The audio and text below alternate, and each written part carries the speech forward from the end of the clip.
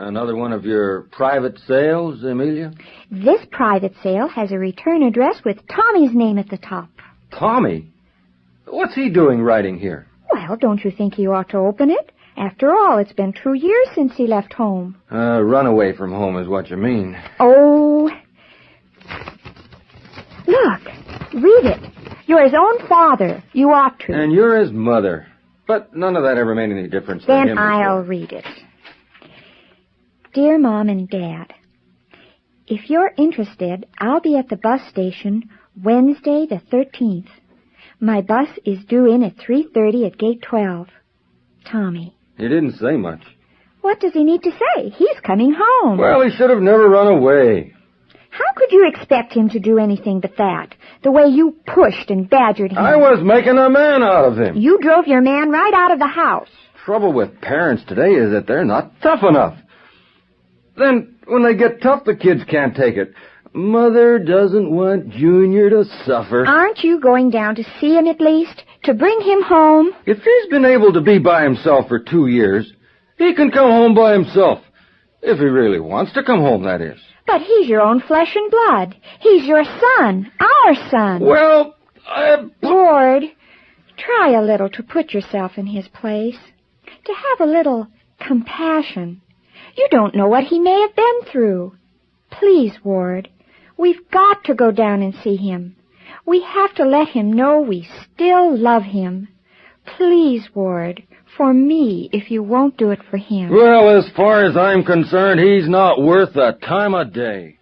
The quality of mercy, as the Bible describes it, is the quality of compassion in action. In a type of world which can see the sufferings of the individual or of the millions with passive indifference, the quality of mercy is a refreshing relief. In his famous Sermon on the Mount, Jesus said, "Happy are the merciful, since they will be shown mercy." This declaration seems hardly to be taken seriously now, yet the showing of heartfelt kindness and compassion to someone in need is an act which has not ceased to be needful, nor has it ceased as a source of happiness. Then you won't go? But Tommy's your own son. What will he think if you don't go to see him? What about what I've been thinking about for the years he's been away? Do you think about that? Does he think about that? He's the one making the effort to come back. Very generous of him after all the disgrace and shame he's brought on the family. Now he's probably down and out and needs somebody to pay his bills. No, sir. I won't be fooled by some teenage punk, even if he is my own son. But you said once you'd go to the ends of the earth to bring him back. Your problem, Amelia, was and is you've always been too soft on the boy. If I was too soft on him, it was only because you were too hard. That's the kind of man I am, a real man. And I'd have made Tommy the same thing if you hadn't interfered. Tommy isn't that kind of boy. Tommy's the kind of boy you make him. And you've made him to be a weakling who can't take it. You beat him into being what he is. You kept knocking him down till it hurt him too bad to get up. So finally, when he got up, he walked out. Just what I said, a weakling. Don't you have a bone of compassion in your whole body? Yeah, I've got compassion. I've got feelings like anybody else, but somehow I can't seem to make you or Tommy realize that, or anybody else. Then do you mind telling me what you're going to prove by locking yourself in the closet when Tommy comes home? Don't forget, the only reason he's on this earth to start with is because you wanted him. You wanted him too, Amelia. Yes, I wanted him too. I won't deny that. But if we failed him somehow... If you failed him. If we failed him somehow, then don't you think we can do something at least to see if we can make it up? Don't you have at least some feeling toward him? Even if he hasn't entirely pleased you? Can't we try to make some sort of homecoming for him? Try to give him a home? Make a new start? Well, if that's the way you're going to be talking about it, all right, I'll go. New starts, maybe, but I'm only going to go because you're pushing me into it. Maybe if we ask somebody else to go along with us, it might work better. Somebody like Joe Summers? Yeah, somebody like Joe Summers. So, You see, Joe, it's kind of a big thing for Amelia, and, well, we sort of thought... We sort of thought that you might, go with us, to the bus station when Tommy comes home. You understand, Joe. Tommy always liked you, and, well, Sure, I think Fran and I could go with you. What do you think, Fran? Oh, sure, Joe. I'm so glad to hear that, because I think Ward's courage is beginning to fail him. His courage is beginning to fail him? What do you mean? I can take care of myself, Amelia. I think the only reason he's going is... The only reason I'm going is because Amelia's pushing me into it. Frankly, Joe, the boy ran away from home 2 years ago. You know the story. Ever since then, I haven't been able to see any way in the world I could really accept him back, but to keep Amelia happy, I'm playing along with her game. Do you see what I mean? I think I see what you mean. Can't you say something to him, Joe? Ward's such a fine man and husband. Tommy's a good boy, but he's been so confused by the way we've brought him up and... Well, did he express he was sorry for what he had done in his letter? The letter only said he'd be home on the 13th at 3:30, gate 12 at the bus station, not much more. Oh, Ward, you know it must be more than that for him to even write such a letter. After all, he has his pride. And I have my pride, too. Well, if you really don't want us to go... We want you to go. Yes, Joe, we do want you and Fran to go. Maybe if you do, you can help us figure out what's going wrong. Frankly, am I doing the right thing in going? Or am I just giving in to Amelia and destroying everything I've been trying to train into the boy all these years? It was destroyed when you started.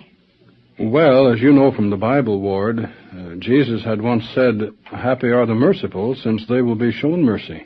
But what is mercy? That's when you commit a crime and they ought to throw you in jail, but they don't. But the Bible's meaning is even deeper than that. I have something here someone wrote about the word mercy. Can I read it, Joe? Go ahead, Fran.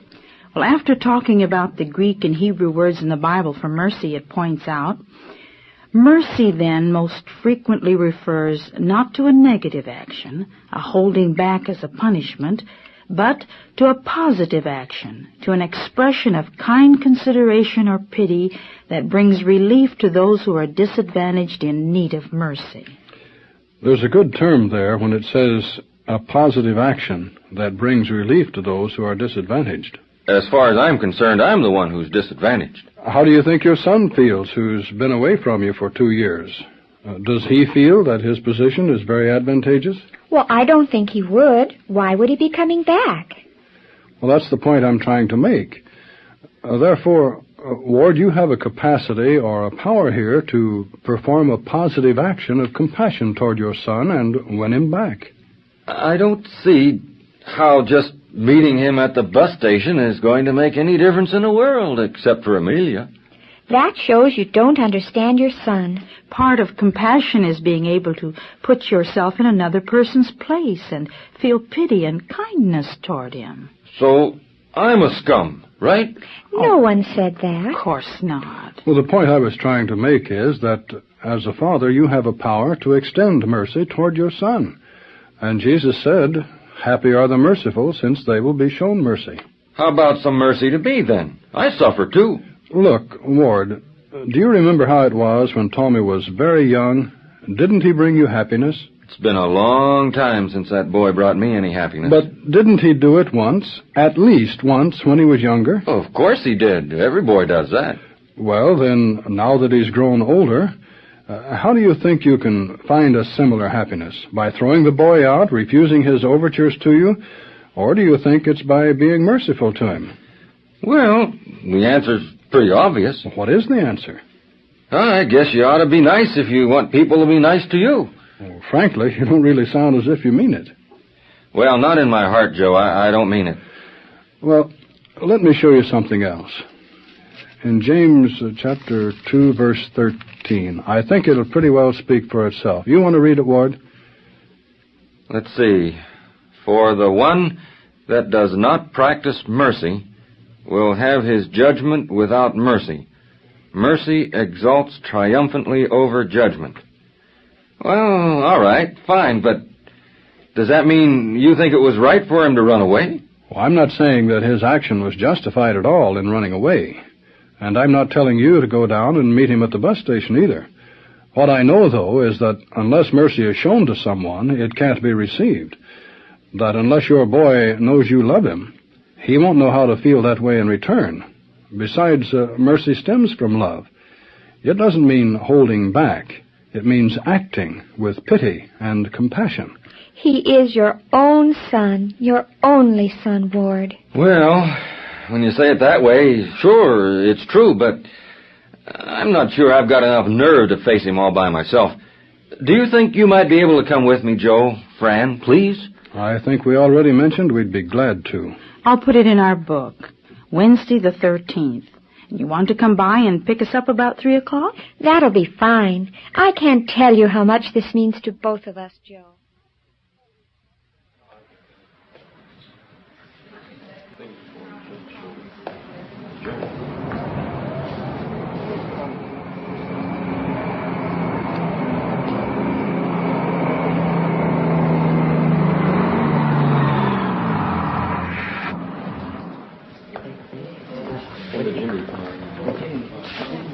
It says right here in the letter, Wednesday the 13th, 3:30, gate 12.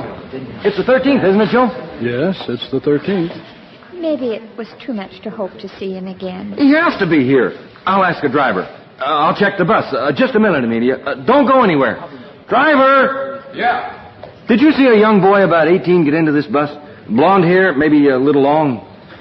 Listen, Mac, I see people like that all the time. Was there one on this bus? Is there one? You see, I'm his father, and I... No, nobody left in the bus now. Sorry.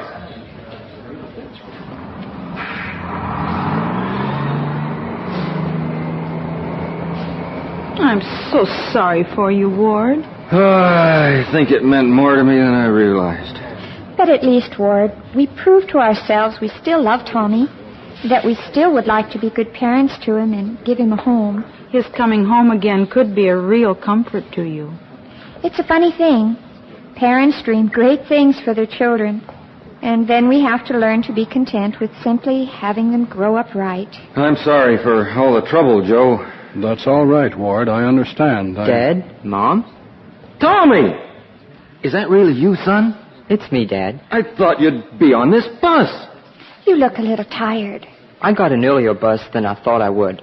I was waiting upstairs in the lounge since about noon, and Tommy. Oh, Tommy. Oh, Tommy. Glad you're back. Let's go home, Tommy. Understanding, forgiveness, and mercy in the biblical sense of mercy are essential to the successful operation of any family unit. Many are the ways in which the truth of Jesus' statement are proven true. Happy are the merciful, since they will be shown mercy. The program, All Scripture is Beneficial, was produced by the Watchtower Society and presented by Jehovah's Witnesses.